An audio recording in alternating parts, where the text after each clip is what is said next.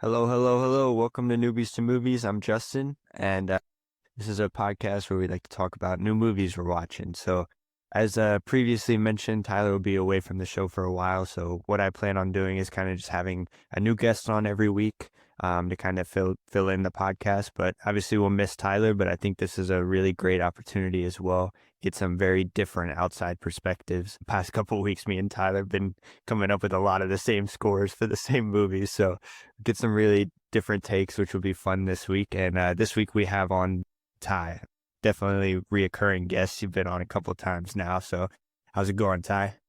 Good. Thanks for the co-host invite. Yeah, no problem. Thanks for helping me out. It's definitely a big help. It's been a lot to take on without Tyler, so we'll see how this goes. But this week we're going to be specifically focusing on espionage films. We decided to do All the President's Men and Goldfinger. Before we get into that, if you want to kind of talk about some things you've been watching, I know you just got knee surgery, so you've been chilling, watching a lot. Tell me the best thing you've watched and the worst thing you've watched.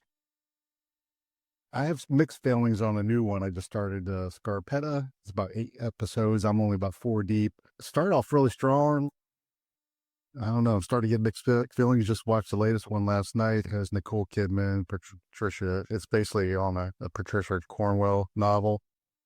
Jamie Lee Curtis, Bobby Cannavale, some really good rock star actors. The plot's starting to get a little fuzzy for me, but so let's see how the outcome of this one goes. But I was really excited on the first couple, but the latest one has me a little puzzled where we're headed. The last couple of weeks, been surfing around Zero Dark 30 since we are on espionage type thing, sort of a state actor type thing. It's probably the third time I've watched it. Sort of one of my new go-tos if I see it. I'm going to check it out just because it's probably been 4 or 5 years since I've seen it. But then I stumbled upon Midway, 2019 film. It was big when it came out. I just never ever got a chance to see it, but it's sort of the Pearl Harbor attack, our response. With some really good actors in that as well. Really came out very positive, strong movie. Glad I watched it. Then I checked out a couple you actually referenced to me, the Batman. Really good. I have mixed feelings on the different Batman series, but this one is really a strong one. Then the short film you recommended, The Singers, really good short film, really short, like 15, 20 minutes, but still a really strong performance. And some surprising lady shocker comes out of the blue that some of the people in the bar, I don't want to give it all away, but it's a really interesting short film. Yeah, I loved that short film. So basically what the director did was he found like a bunch of viral sensations, like the bartender. He was like a singer in the subway in New York, and then the one guy that played It Hurts Me Too, he was like a New Orleans street jazz band player. One of the guys was like on The Voice Australia, just like a bunch of different people who went like viral on social media, not actors at all, and then kind of transformed them into this short story. So I thought that was really neat. I haven't checked out Midway yet, but I have heard that it got pretty good reviews, so I definitely want to watch that. And then the Batman was one I recommended to you because, like you said, it's very different Batman. It's not, superhero kind of big time, worldwide threat fighting Batman. It's definitely just kind of a grounded detective, fun thing in there. A lot is coming out for the second one. We just found out this week actually that it's going to take place just a couple months after in the snow. So December in Gotham. A lot of people are thinking Mr. Freeze might be the villain, so we'll see. But I'm excited to see that. Awesome. And then I kind of told you about this yesterday. I've been watching The Boys. I was kind of explaining to you how it's like, what if superheroes were in the real world, just kind of corporate weapons and all they cared about is money, power, and sex, basically. Yeah, they're on the last season right now, and it's getting pretty intense because they do not care about killing a lot of main characters at this point. They're finishing it up. Yeah, it's pretty dark show. Definitely recommend that, but wouldn't eat before. It gets really, really gory. So what do you think about espionage films? Yeah, at the core of an espionage, I think it has to be within state threats. So like U.S., because we've had threats within our own.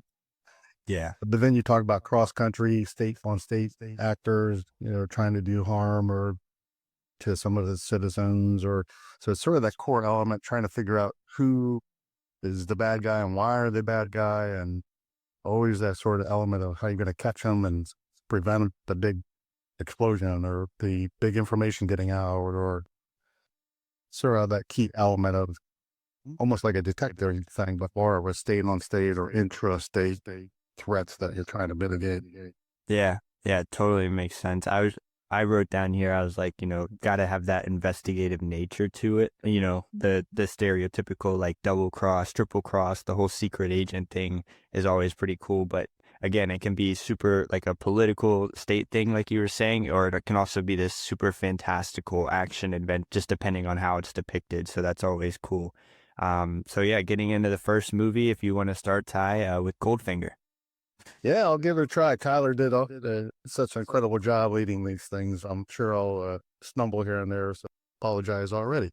The Goldfinger, obviously in the Bond series, I think they're up about 25, 26 now. I think they're talking about coming out with one this year with who's going to be the new Bond and all that kind of energy. So this one, Goldfinger, is first, the third in the series. So doing a lot of homework on this because I do respect the Bond series. A lot of chatter in there. I would say in the circles of this is in the top tier, maybe top 5 of the Bond series. Okay. But there's Sean Connery, so it's now obviously the first Bond, help establish that franchise. And this, in the third series, sort of established that sort of formula, what I often consider there's always gadgets involved, there's always villains. They now sort of come with those theme songs that often go very public, out mainstream.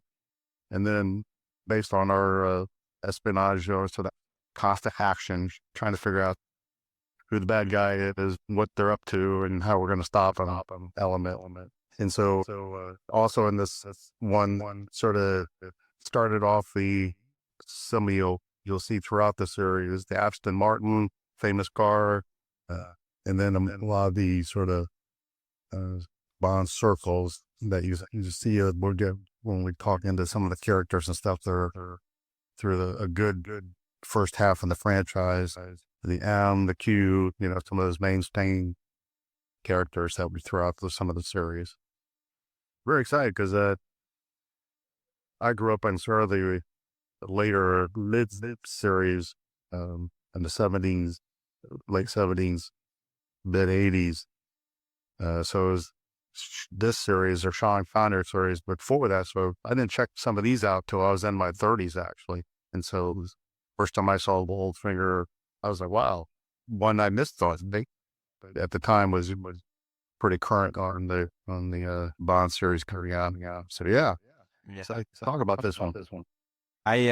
So I never really got into the Bond series besides kind of in a similar situation that you were saying. Like, I've only ever seen the Daniel Craig ones because that was just kind of out for my generation, right? And so coming into this, I was like, I didn't really know what to expect.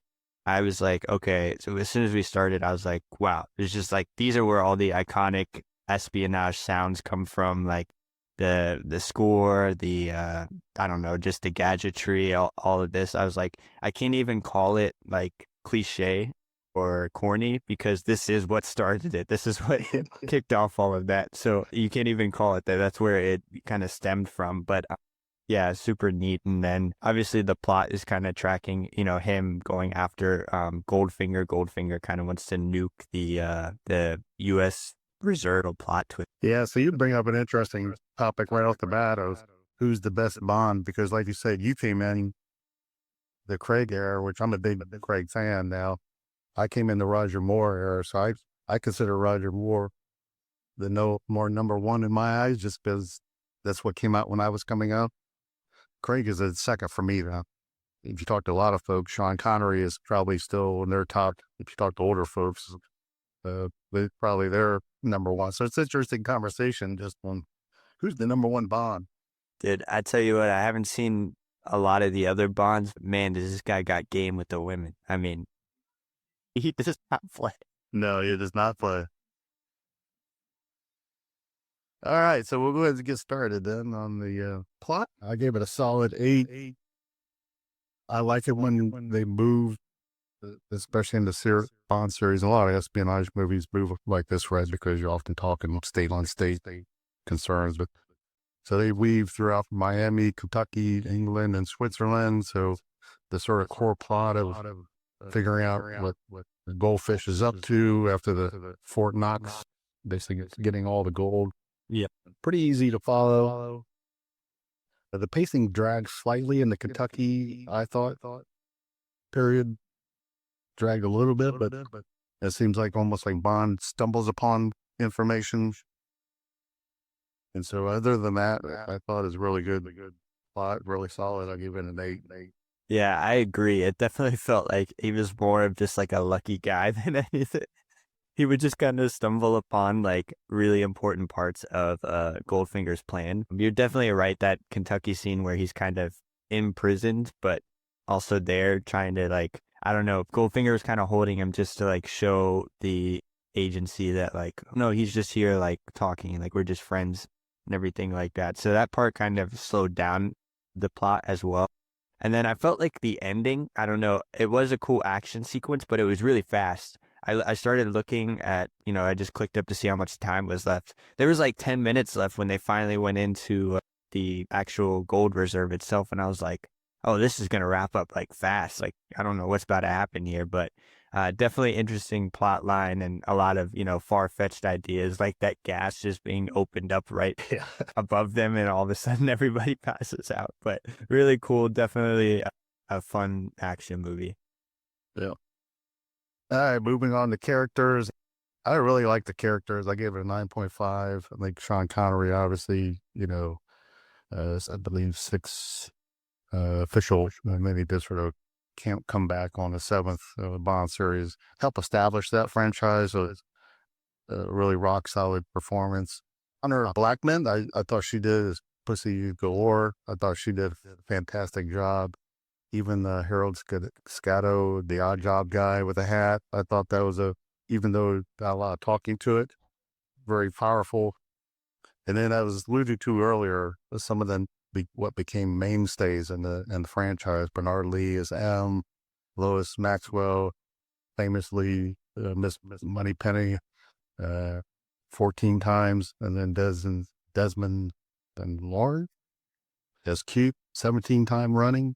So some of those characters sort of stayed in the franchise for some time. So, but Goldfinger, I thought he did an awesome job. I thought the character really resonated well. I think that's why in this smaller circle, you'll see a lot of chatter about this being in the top 5-ish of the 007 franchise. I think because of Goldfinger, I think he did a really nice job selling that role and making sure everybody understood what his doubtful.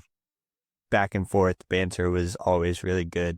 I specifically like the scene where he was about to laser him in half and Connery's just freaking out trying to come up with something to say to get out of it.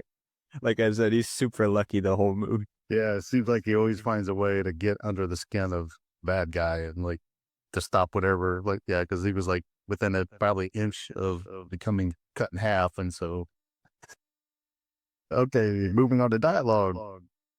I thought the dialogue was pretty sharp. I gave it a 9. There was a lot of good, I thought, one-liners. So like you were talking about the laser scene where he was basically, Mr. Bond was talking about, you expect me to talk? And he's like, no, Mr. Bond, I expect you to die. And then one of the fight scenes in the bathroom where threw the guy in the tub and basically got shocked by their little heater thing. Turns and says shockingly, positively shocking. And the famous, I think in the first reading up the first movie, they said different versions of it, but I think this is where they really established, it seems like on record anyways, this famous martini shaken, not stirred, that you pretty much see throughout the series now, but sounds like this movie is where that sort of canned phrase became a initial and official. So yeah, a lot of good one-liners. I thought the dialogue wasn't too exhaustive. There's always some woman in every scene, right? Almost would help him out. Yeah, I thought it was always super funny. Him and Odd Job's relationship was always hilarious to me because he'd say some really funny stuff to him, but Odd Job didn't talk, so he'd just be staring blankly at him. I always thought that was hilarious. He said, "Manners, Odd Job. I thought you always took your hat off for the ladies." And he's just staring at him, not saying anything. That was a funny bit throughout the whole movie, but yeah, it was good dialogue. Cinematography, I give it a 7.5. I saw it was solid. Some of the color compositions stood out. The gold, obviously, throughout. I think they did a good job there. Some of the fight scenes, though, I thought there was awkwardly sort of, I think they could have pictorially put it from it just seems like some weird angles.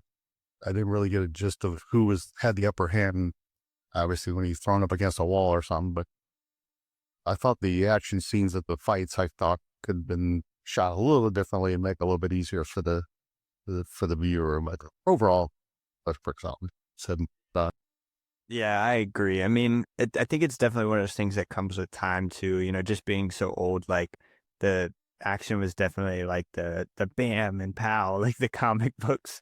You could definitely tell that. One thing that stood out though, I thought the driving scenes were actually shot really well. Like it did not look as bad as I thought it was gonna look, especially with the gadgetry and I believe it was a Rolls Royce. I thought it was done super well. Those parts didn't look that corny to me at all. Even the crashes when he crashed into the wall, everything like that, it looked pretty decent for its time, which was pretty good. But yeah, cinematography was pretty decent. Just also understanding for the time period as well.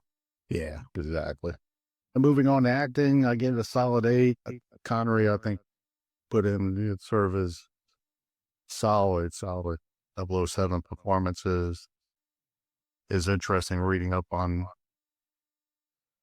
after it seems like a lot of the folks, the actors that do the Bond series, they either like that, like Roger Moore, he accepted it, always sort of considered himself in that genre and that theme, where Sean Connery is very well documented. He tried to get away from the Bond series afterwards, doing a lot of different roles and stuff, so he's had an iconic career, but seems like he tried to distance himself a little bit from that 007 series, but great performance. I still see him as one of the top 007.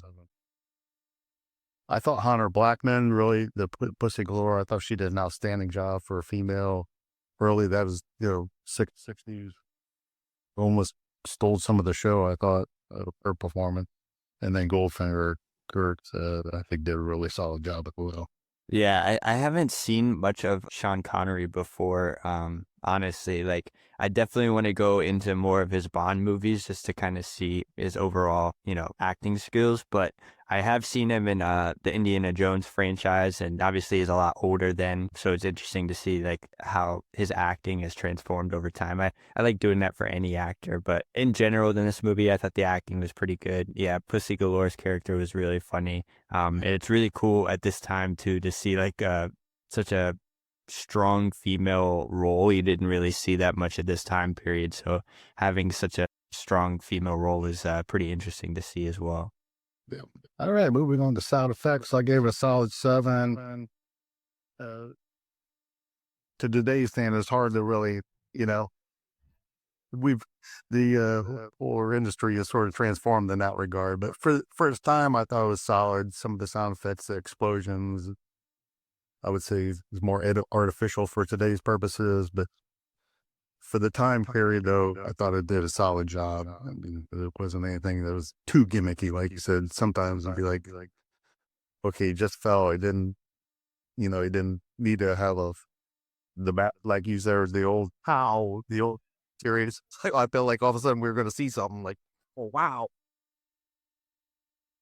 Yeah, I mean, the sound design was good. One thing, obviously, I said like I haven't seen many of the Bond films, but hearing the sound effects, the score in this, I was like, oh, I've heard that before, whether, it's used in other movies or I've just seen clips before, but such an iconic score as well. And just that sound, I don't know if they carried it out through the Bond franchise and kept using it, or if it's, and, I'm sure it's in Austin Powers and other like kind of make fun of the Bond franchise movies, but yeah, it's time to. All right, moving on to editing. I thought the sort of the efficient storytelling and cutting from scene to scene, I thought was pretty efficiently. Was I where I was lost where we were? Some of the cut scenes, what I alluded to a little bit, I thought they could have edited a little bit differently. Just a couple scenes get jittery almost. But it's a really solid job. Other than the fighting scenes, I thought were pretty well done as far as the editing perspective. Yeah, yeah. I think the editing was done pretty well, especially like we were talking about for its time. The one thing that we kind of talked about earlier was just that Kentucky kind of scene where they were kind of sitting around for a while, it felt like, where Goldfinger was, explaining his master plan and giving them the muhahaha kind of thing. It felt like that dragged a little, and it took a while, but also Agent 008, trying to find 007 and sure if he's like doing okay or what's going on. That was kind of drawn out a little bit for me. So if I had to say one thing, I'd probably cut 10-15 minutes from that, add 10-15 minutes onto the final action sequence. And I think it would go a long way. But again, really iconic movie for its time. So I can't even bash on it too much. All right, moving on to set design. I gave it a solid 10. I really liked, I mean, that's what I would look like out of the 007. You're looking for those extravagant scenes, and you walk up to this huge, it looked like it was an oil container or water container, huge building. He opens this little swivel door and you open up, it's like a luxury office. It's set up. It's like, that's what I looked for in the 007, these sort of elaborate scenes, the laser. You really felt like there was a laser getting ready to cut him in half. Yeah. So that's what I really like about the 007 series and Mission Possible, some of the other, ones out there too. But that's what I look for those things, the sort of the big scene sets. And so I think this one really delivers in that regard. Yeah, especially for its time too. I don't know exactly how much this budget was, but even the differences between the cities we see, right? We see Switzerland, part of, maybe they were in Germany for a minute, Miami, Kentucky. You could definitely tell they were in different areas of the world, which was kind of a big deal at this time, right? Like these budgets probably weren't massive. So whether they actually traveled there or just kind of built sets, either way, it did a good job at distinguishing and making the viewer actually feel like they were in different places moving around the world. Moving on to directing, I gave a solid 9. Guy Hamilton, really solid career in with the Bond series. He did 3 of them. He did 2 of them in the Roger Moore era, which I really liked that era as well. I think he does a great job of mixing that humor, suspense, the extremely challenging and difficult strategies that the Bond series has, and the pacing of it. Sometimes some of these 007, it seems like it's so fast. We were trying to okay, what just happened? Oh no, someone jumping in. But I really like his pace where he lets the scene develop and execute, and then we move on to the next hair on fire scene.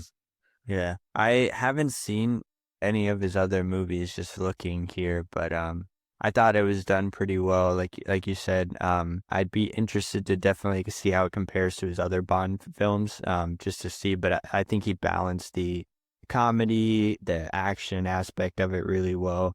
It never took itself too seriously, right? It wasn't trying to convince the viewer that all this could actually happen. It was understanding that, this was fictional and trying to be an entertainment movie, which was cool. Yep. And then last category, theme. I gave a solid 8. I think it sort of mixed in well, the greed, the power, the cold airs. I would argue sort of paranoia, the obsession of all things the villain. So yeah, I think really stood on its own and did a really nice job. contrasting all those sort of elements.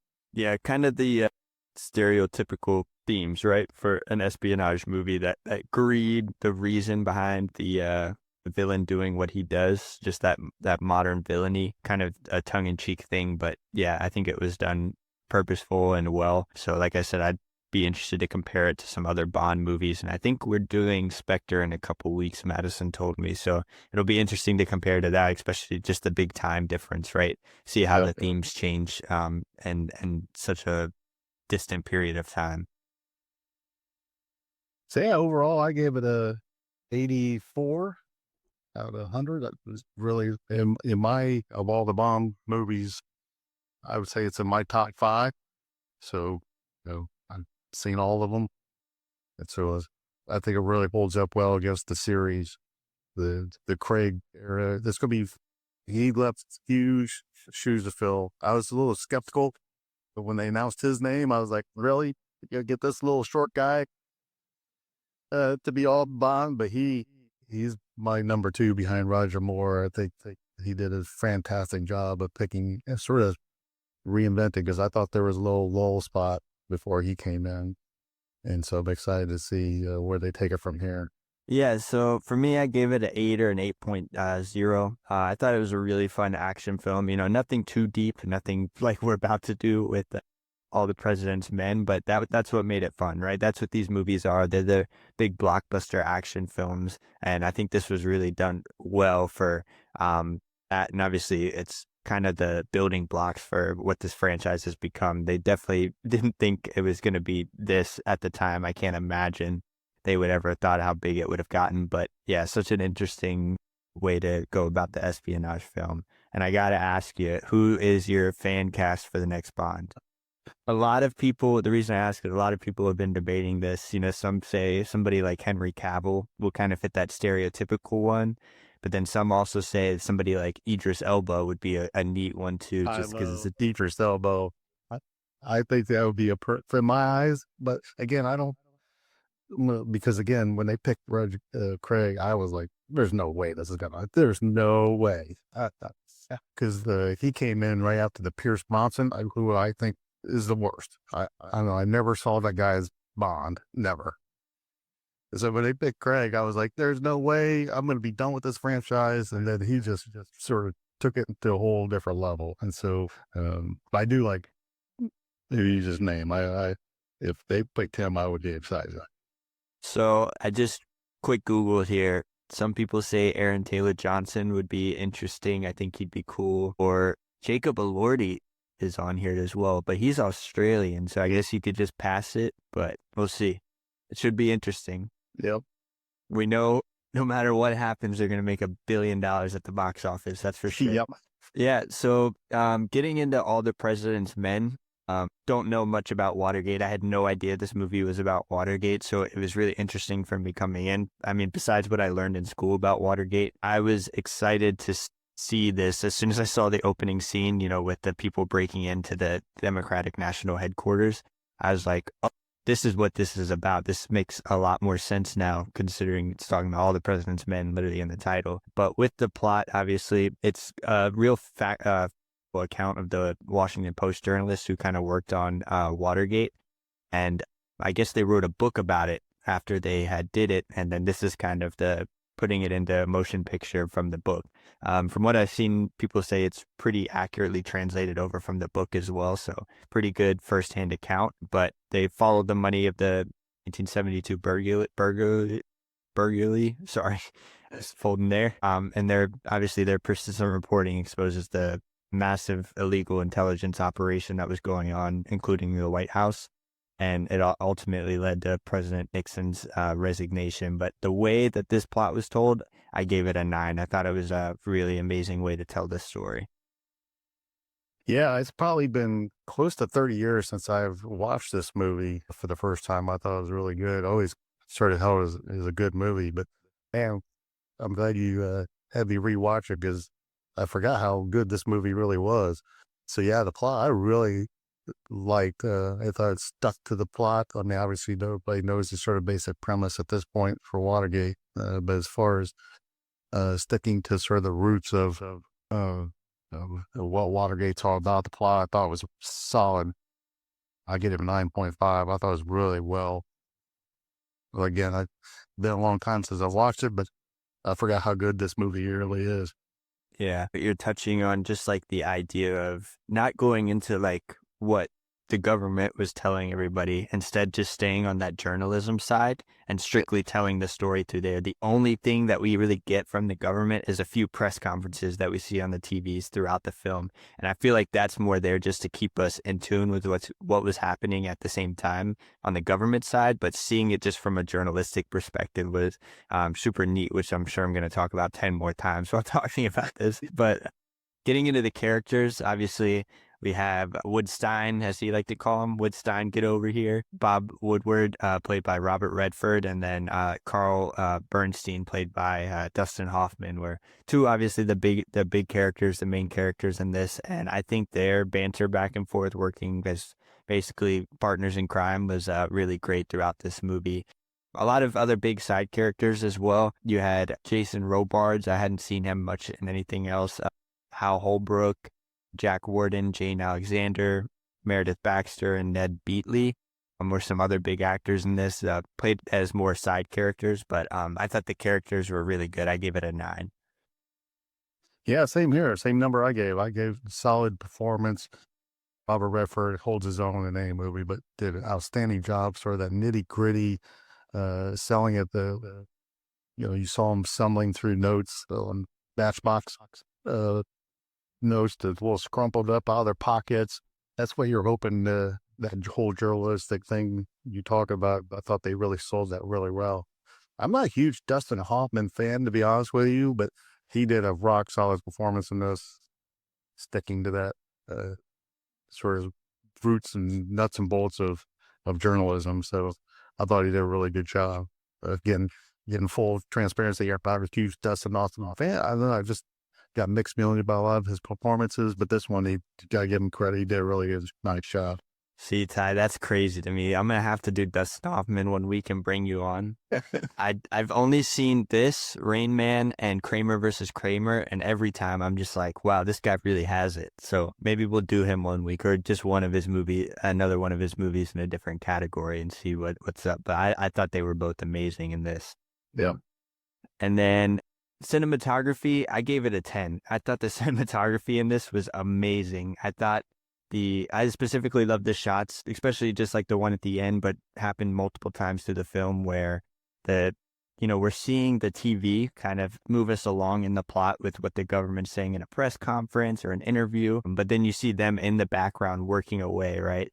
As just to kind of show like, hey, they don't believe any of this. They don't have any ability to fall for this BS that the government's feeding them. They're the only ones who are absolutely locked in and 100% believe they know what's going on, even through all of the interviews which kind of contradict them and what they're saying. And then, the president and his advisors also saying like they're lying. Like, I just thought it was done so well to kind of portray how they were feeling as characters. And so that's why I give it a 10. Yeah, I gave 9.5. I thought the way they did the shadowing and the parking garages, the newsroom lighting late at night when they're there by themselves, typing away. You heard, actually, sound effects, we'll get some of that, but, hearing that, contrasting with some of the lighting, the Washington, D.C. atmosphere, I think they did a really nice job selling that.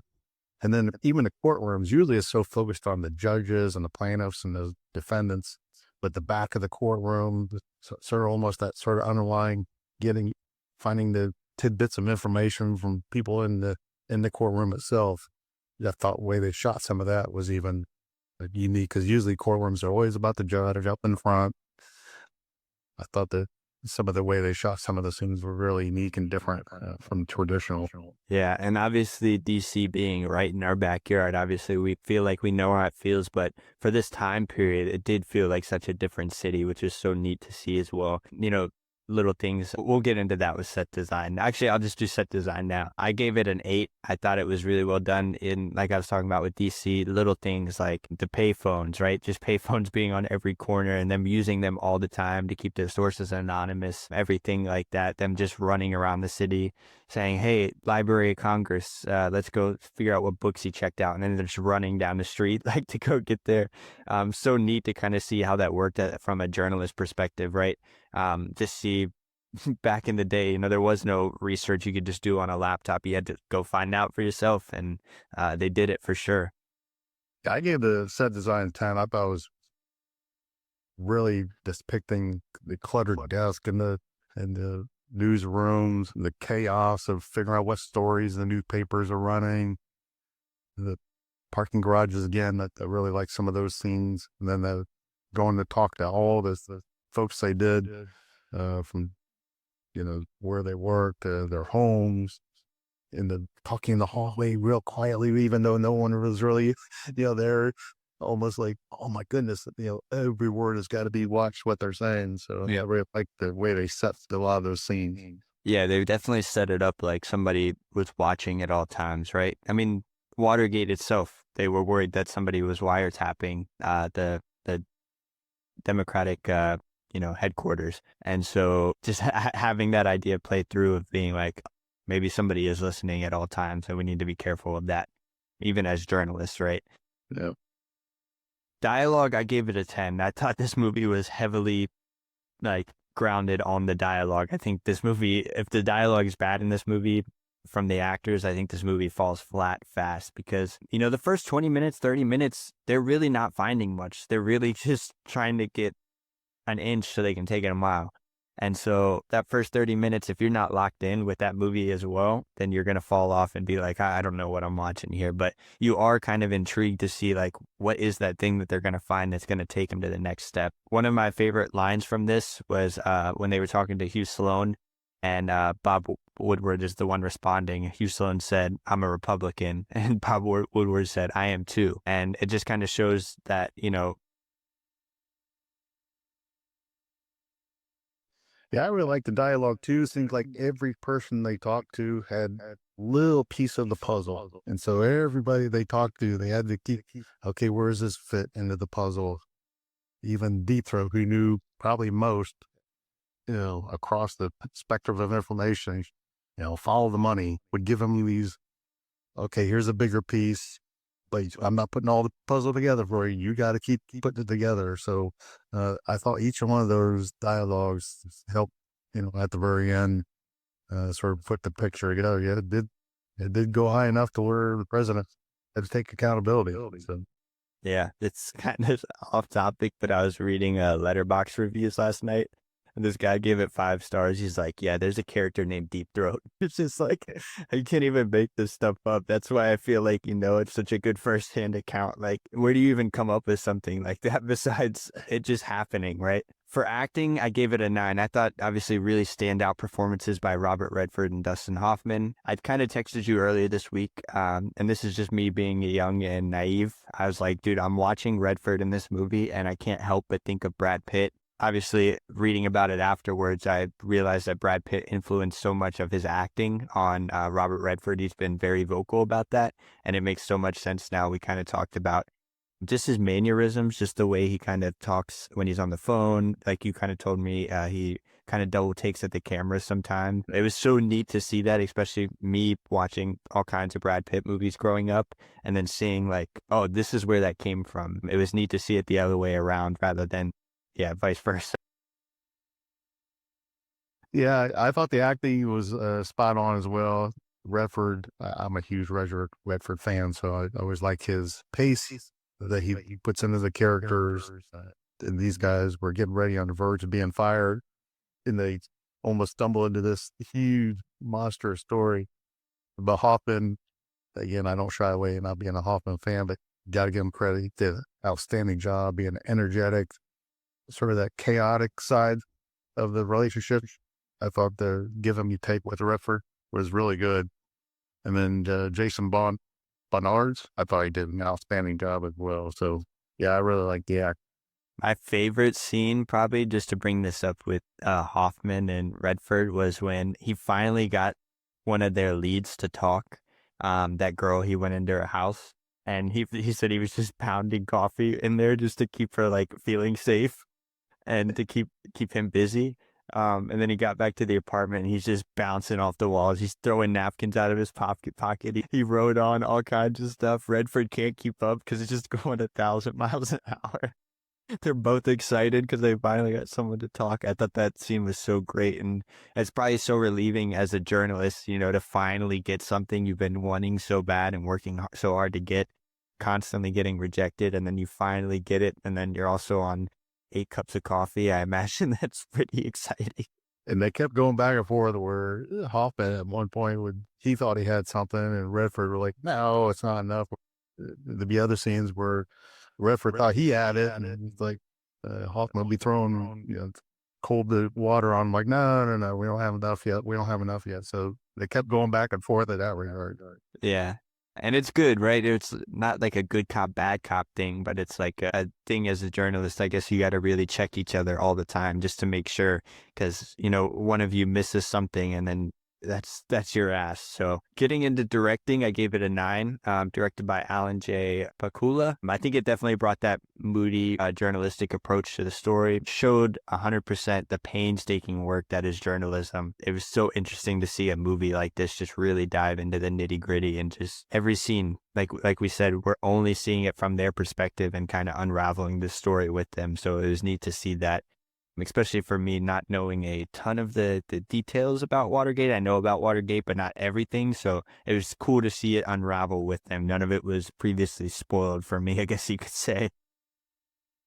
Yeah, I gave a solid 9. I thought it was really well directed. I thought I sort of phrased it as a slow burn, but I think they do that because they wanted to show the mythology, methodical way you have to go about putting together a story and make sure it's truthful. And everybody goes, by the facts and not, trying to conjecture or throw misinformation in there. So I thought even though it was a slow burn, you just, kept building and building and building. A lot of the action movies today be like, oh, that'd be done in 20 minutes, where it's over a couple of hours. But I thought the director did a nice job of pacing that out and kept you, okay, this is another bit of information. I'm sitting there trying to put the pieces of the puzzle together myself. Yeah. I mean, it definitely puts you in the journalist shoes. You were excited for their wins, sad for their losses, but also scared for their lives, as if you were right there with them. So that was a really neat way of doing it. Getting into soundtrack, I gave it an 8. It's composed by David Shire. I thought it was a pretty good soundtrack. Definitely added a suspenseful score where it was needed. Nothing too crazy, not any crazy sound effects or anything like that. But it was there when it needed to be, just to kind of heighten the tension for the viewer, which I thought was great. Yeah, I gave it a solid 9. I thought it was really done. Even walking in the garages, you hear the footsteps, the typewriters constantly, and then there was room. Even the office atmosphere, those 1,000 people talking on phones, and you're trying to concentrate on your little piece of the puzzle. It's like they're talking to somebody on the phone. That all this office chaotic sounds going on. So I thought it was well done. Yeah, the one scene I will highlight was when Redford was sitting there on the phone, just kind of going back and forth with the different leads. They would hang up, they'd call him back, he'd be on the phone with another person. There's newsroom people are watching the TV in the background, cheering, screaming, all that kind of stuff. And it was just chaotic to watch. And I thought that was so neat to see as well. The theme, I gave it an 8. Obviously, pretty big themes in this. Obviously, the role of free press and how important that is to America, but also the world in general, right? Being able to tell these stories that the people should have a right to hear, but also the dangers of political paranoia, right? We see hundreds and hundreds of leads being scared for their lives, and not being able to talk about the fraud and the lying and cheating and stealing going on in the government that they work for, but also Yeah, I gave a solid 9 for theme. I really like the underlying theme, right? That's what press is there for, I think. Keep the power checked, because face it or not, people love that power and they'll do anything to keep it, to be honest, in my sort of optic on it. yeah, That sort of even early on in Redford, if I was going down to the courtroom, just these 5 guys break into the Democratic National Committee quarters. Thought you just go down and record something, come back, but you could just tell from that very first, like, something isn't right. Like, Colombian dudes, like, for showing up and like, what? Like, something different lawyers, like, what is going on? And so you could tell right off the bat Something wasn't right.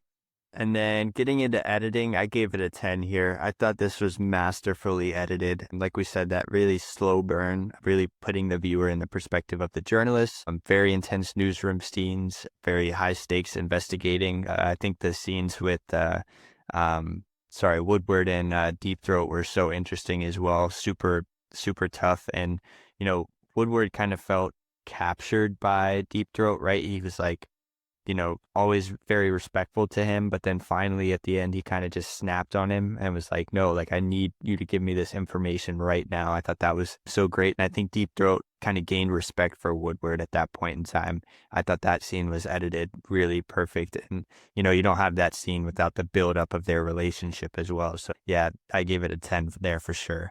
Yeah, I give it a 10 as well. I was trying to think of scenes that, were wasteful or, not needed. I can't think of one. Just every little conversation, even if it wasn't a formal piece of the puzzle, it was like, oh, okay, well, if you check that box, that person, wasn't what we thought it was.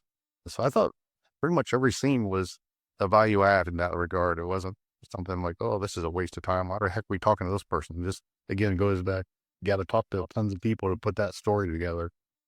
Yep. And for my overall score, I gave this a 9.0 out of 10 or a 90. As Tyler would like to say, it's a 5-star movie for me. I really enjoyed this a lot more than I thought I would. It was a real shocker for me, kind of coming into it not knowing what this movie was at all. But yeah, I really enjoyed this. I would honestly probably like to go rewatch this at some point soon just to see what other things I might have missed out on, if there was any other clues that kind of led me or misled me in any other direction. But I love this movie. I thought it was great all around. Yeah, I ended up giving it a 92. I thought it was, again, I've been probably over 30 years since I've watched the first time. I always thought, yeah, it was a good movie if you ask me. But yeah, since I've watched it again, yeah, I forgot how good this movie really is. It's really a great movie. Yeah, and just a heads up, Tyler picked the movies this week, and there was a character named Pussy Galore and a character named Deep Throat, so he might be trolling us from beyond the podcast. I don't know what's going on here, but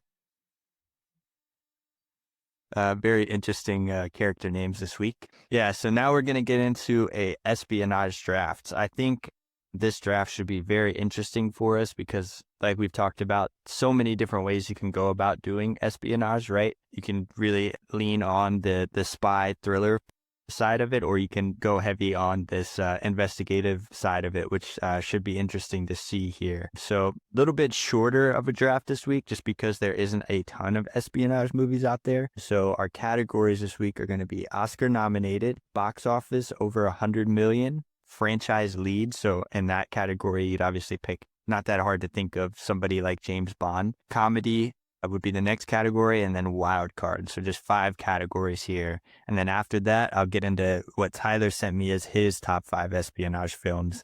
I don't want to announce those before because then we'll definitely use them in the draft. But so yeah, we will. Let me do a little name generator here. Should have had this prepared. Sorry. All right. Ty, you are going first. All right. And we're going to do snake style. So you'll go, I'll get 2 picks, then you 2 picks, back and forth. Okay. I'm going to start off with the Oscar nominations. Okay. Huge fan of this movie. It came out in 2012, won Best Picture. Ben Affleck, I thought, put a monster job in the movie Argo. I thought it was a great,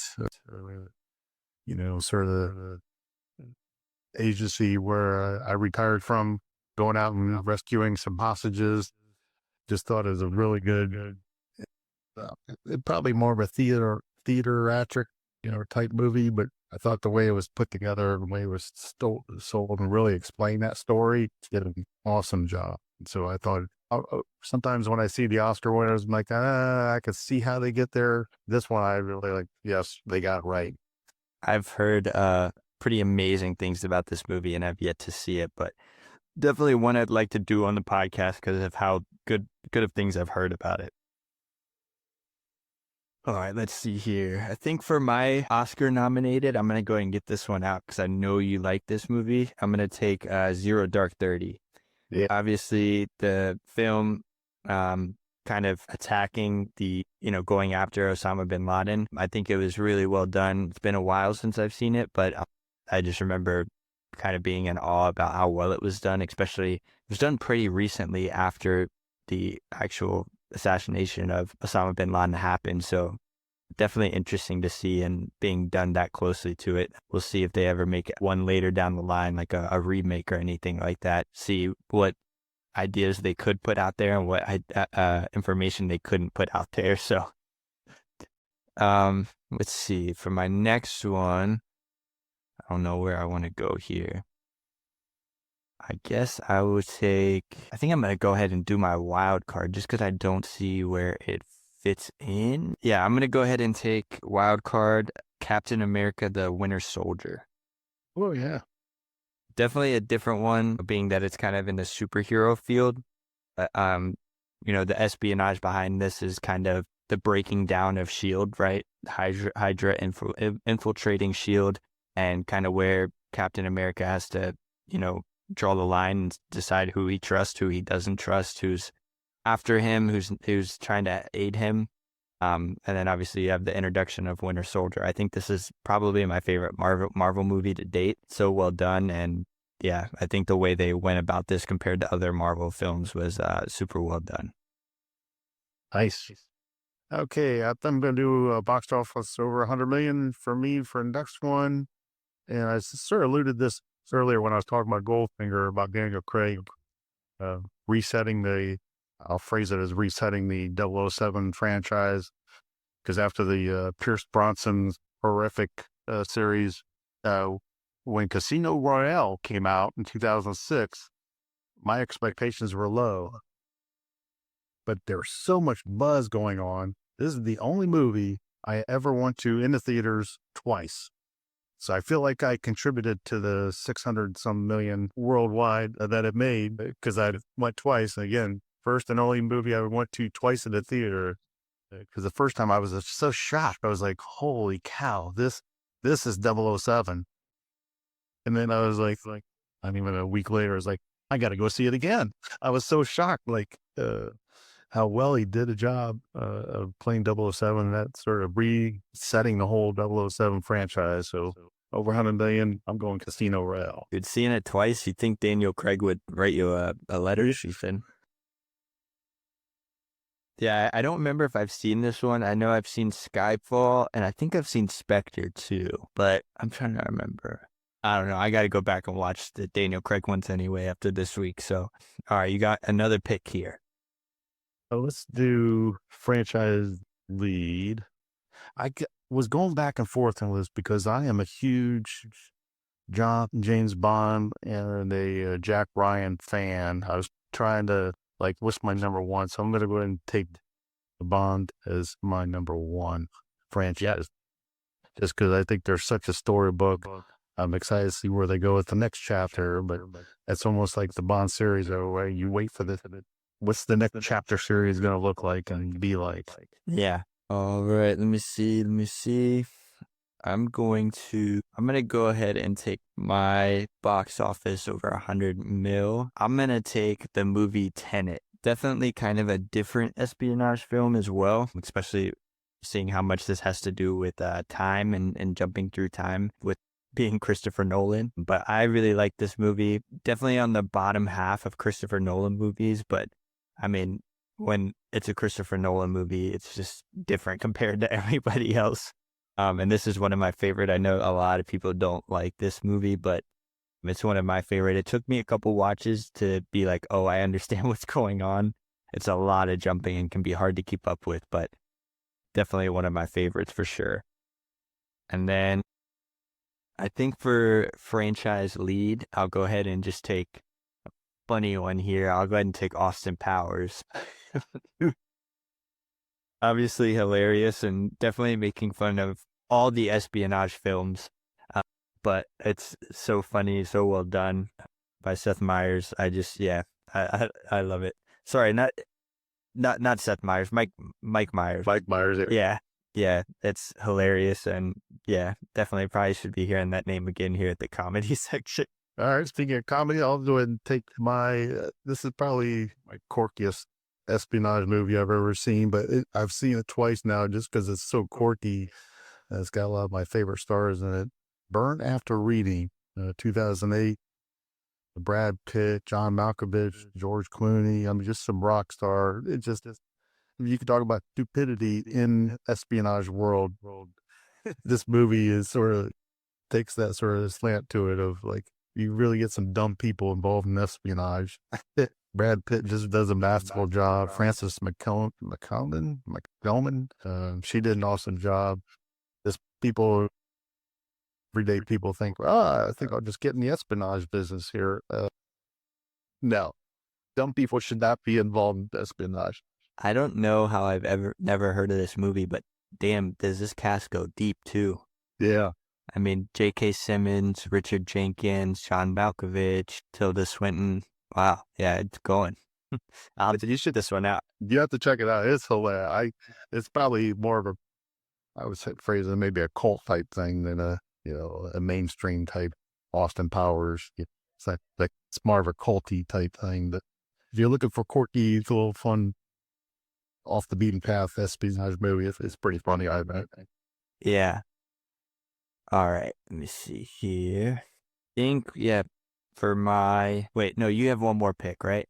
Wild Card, yeah. So, yeah. No, you're okay. You're okay. I just want to make sure I didn't take it out of order. Wild Card. So this one, I don't think it really got box office. I forgot to look up how much I don't remember it even coming out. I just remember a few years ago, like wow, how did I miss this one? But it has a whole litany of stars I love: Robert Redford, Sidney Poitier, Dan Aykroyd. I mean, River Phoenix. I mean, just tons and tons of peepers. Came out in '92. Sneakers, one that I've watched ever since I stumbled across it. I can't remember when I first saw it, but I've seen it a few times now. Just one of those kiki sort of technical aspects of espionage, and all the stars came out to play for this one. James Earl Jones. I mean, just the whole litany of stars in this thing. Really good, rock solid movie. Sorry, I missed it. What was the name of the movie? Sneakers. Okay. I've never heard of that one, but I'll have to check it out too. Would you say it's more like the action one or like a comedy? Action. Okay, gotcha. I'll have to check that out. For my last one for the comedy section, I'm going to have to take, just because we did Goldfinger this week, I'm going to take Austin Powers and Goldmember. So funny. All his movies are so funny. But yeah, just such an iconic role too. Yeah, just obviously making fun of all the espionage movies, but taking that kind of corny, cheesy thing like we were talking about earlier and just riding it all the way. And there's so many mainliner out there, people, using some of the phrases out of that series nonstop. You can't, I don't even think you can go a week without hearing someone saying some phrase out of some of those.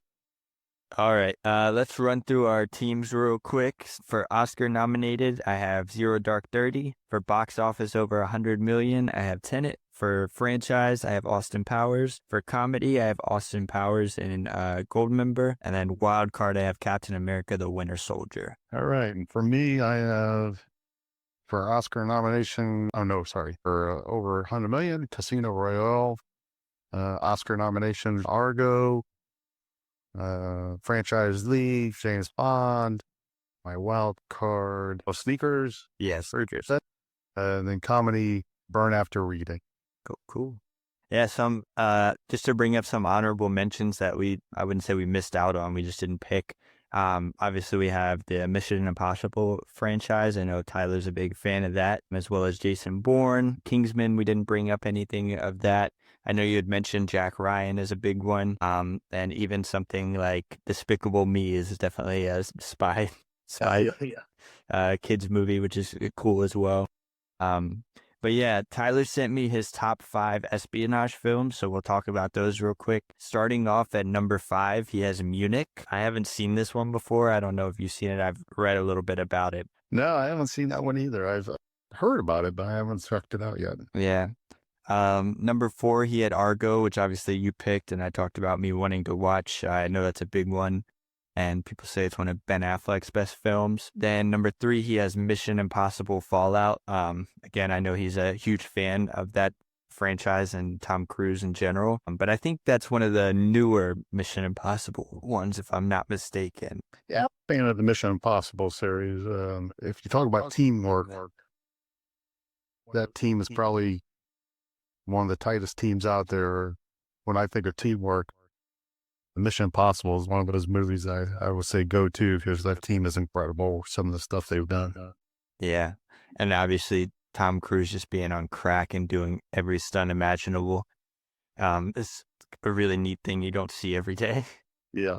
His number 2 was Captain America, the Winter Soldier. Totally agree here. I think it's a really good espionage movie. I kind of talked about it already. And then his number 1, Zero Dark 30. Uh, I think it's a lot of people's top espionage film. Might just be some recency bias, so we'll see how that ages throughout the years. But yeah, pretty solid list by Tyler here. yeah, that is. All right. So, yeah, thanks for coming on, Ty. Definitely am going to call on you a lot over these next couple of months to help me out here on the show. But it's always a pleasure having you on. No, I appreciate it. Thanks for the invite.